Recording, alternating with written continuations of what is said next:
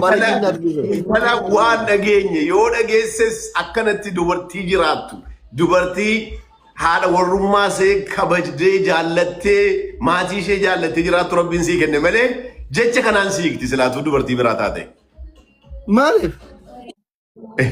Dubartii Ameerikaatii argatteetu janattee jettee mamma. Ana osoo buna dhugaa jirutti dawwalanii si jaalanna nu fuudhi naan jedhan.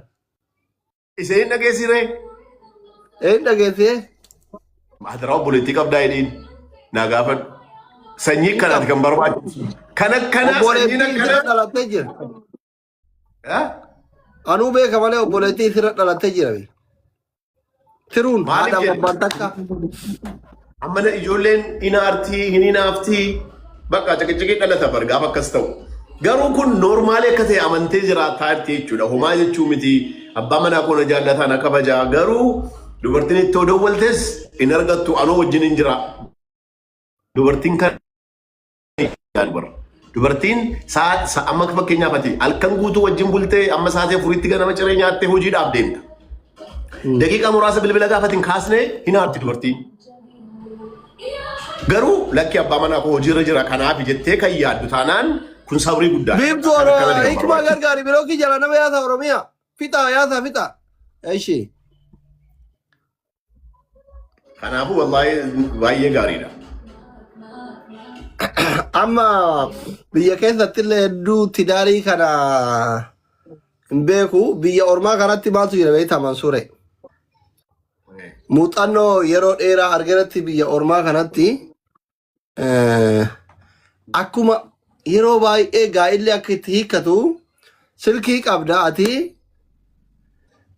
gizee isiin silkii kee kana laaluuf wannoo jettu tokkoffaa wanni bultii namaa diigu yookiin haati manaa kee akka si dhamanne godhumaa inni tokko silkii kee wannoo paaswordii waa hundatti feesbuukatti miseenjaratti aappii hundatti paaswordii godhu.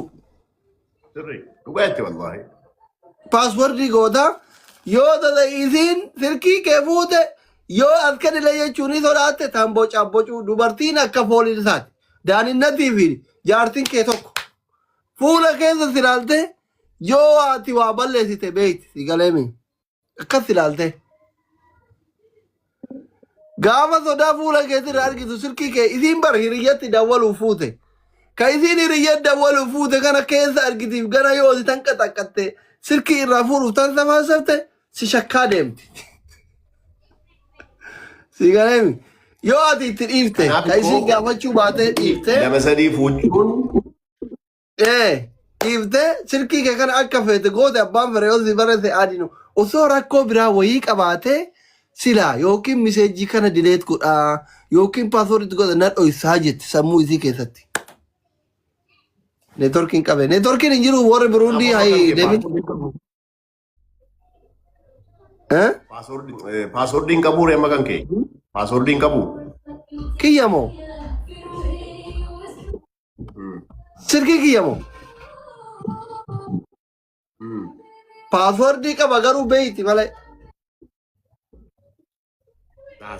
Ilaa an maalitti nama na beektaa? Anam haati warraa koo silkiin koo paaswordii qabaachuun isaas impoortaantii miti. Garuu qabaachuun barbaachisaadha. Garuu paaswordii koos karatti bu'e hoo? Paaswordii sees Indiyaa'uun isheedhaan hin naabani jedhaan paaswordii kan isheen beektuun achi booda anaaf fazadhaan ofii kootiif. Wallaahi si'a tokko ji'a lama sadii waggaa tokko dubartiin fuuldura isheetti silkiif dawwar dhiistee dhaxxee ciisuu dandeenyaan amanamummaa kee bartee jennaan garagaltee si ilaaltuun bara. Tasa garagaltee si ilaaltu bara. Dhiirri keenya garuu paaswordiitti godhaa, saayilantii godhaa, gaafa dawwanamu of cinqaa inuma sarraa beeksisa bara. Kana keessa maaltu si galche fudhattee manatti galfatteetta garaagarummaa hin qabu. Ati nama musliimaati taanaan immoo qalbiidhaan lammafata sadaffata fuuchuu malee wallaahi dubartiin haadha manaa qabaattee bakkee deemtu inta shaansee. Unateen nama nagre dhiirris dubartiinis kanaafuu akka intinii kana mummaa kee Neetworkiin si qaqqabaara Mansuur. Nageenya waan ammaa ta'e. Ani yaadatti naaf galaa jalaa ciccitaara garuu kileen hin taane ummaticha kana.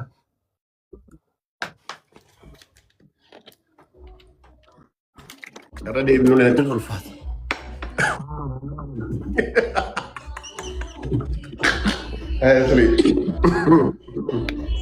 Ramadaan kun akka madaraa. Ramadaan nagara guyyaa tokko nu hafee mire. Guyyaa lama moo? Guyyaa tokko. Guyyaa roobii taa'u bal'oo yeroo boriin ta'u miti. Roobii taa'uu danda'a. Roobii wayi kamisa. Roobii yoo kamisa ta'u. Kamisa fa'aa ittiin oolla yeroo shakkii jedhu jiru. Waggaa meeqa biyya alaatti soomte amma? Umrii guutuu jedhe.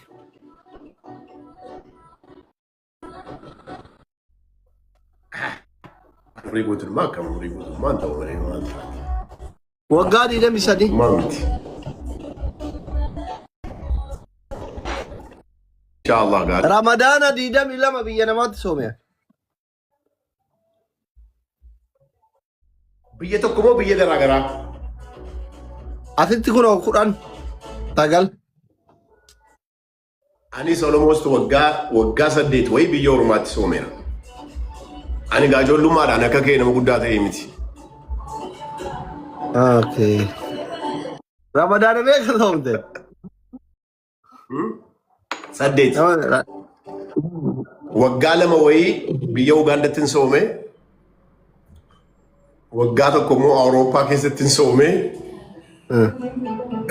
Almost waggaa 6 meeqa biyya Indoneeshiyaatti soome. Okay.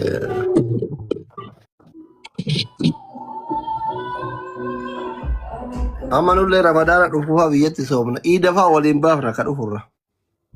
Inni dhuftaa Itoophiyaa dhufuu barbaaddaa? Dhufuu barbaada hin sodaadha malee. Hin sodaadha. Akkanuma waggaa kana guutuu biyya namaa teettee yoo mallaqa gahaa hin qabaanne hin jirame. Hiriyoonni kee ati biraa deemte kun baalasilxaanii guddaa ta'e kun qabeenya guddaa ta'e hin dabbara. Akkanuma safara keessa taaksii eeggachuuf bajaajii kana abbasuuf san sodaadha. Akki asii akkanumaa yaaduun qabdu. Sun jireenya isaatii ati jireenya mataa keetii qabda. Akkuma ta'ellee biyyaansi baalaansii hiriyoota keetiin baalaansii jireenya godhu wayii akka rabbi sii godhu du'aayii godhachuu qabda. Akkasummaa yaadanii konkolaataanis waan cimaa miti. Kiraa sorachuun danda'ama. Atamma inuma qoosta malee qabeenyati qabdu.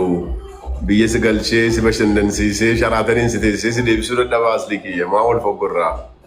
Biyya keenya maal jedhu beektaa? Intala tokkotiyyuu namichi dhaqee kaatii kaalaa dhuga. Kaatii kaalaa beektaa? Biyya iloo abbaa booraatti kaatii kaalaa jedhama. Isa araqee namni dhugan. Araqee biyya kanatti bahu tokko hin jiru. Araqee dhugamu. Dambacaa beektaa. Araqeen beekaman Itoophiyaa dambacaa dha bara. Araqee dhamma kaatii kaalaa jennu naannoo achitti. Innaa intala bareedduu tokko jirti. Gurbichi dargaggoodha gana. Dhaqeetu yeroo hunda dhuga mana see bira. Achi akkanatti naqaafee kaatii kaalaa sin jaalladhaa jettiin. Isa dhiisii kaatii kaalaa buusii jedheen. Kanaafuu atamma sharaatanii uummata teessisuu dhabdee maa wal foggorraa asii koo. Atumti kottu malee wallaahi appaartimentii kun sii kennaan. Wallaahi oksum billaa. Ji'a tokkoof appaartimentii 200 kireeffamu. Wallaahi sifan kenna amma diftee biyyatti galtutti deebitutti tola.